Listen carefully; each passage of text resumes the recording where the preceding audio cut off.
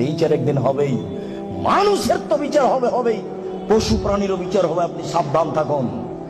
মানুষের তো বিচার হবেই, পশু প্রাণীরও বিচার হবে। আপনাকে আমি কি দিয়ে বুঝাই বিচার কত কঠিন।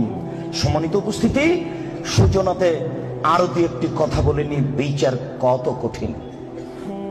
এইদিকে লক্ষ্য করুন, বিচার কত কঠিন।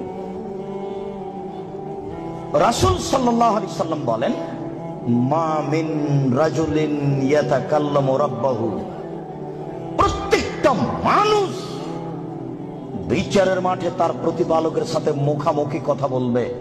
লাইসা বাইনাহু ওয়া বাইনাহু তারজুমান, আল্লাহ এবং ব্যক্তির মাঝে কোনো দোভাষী থাকবে না। দোভাষী বুঝেন কি?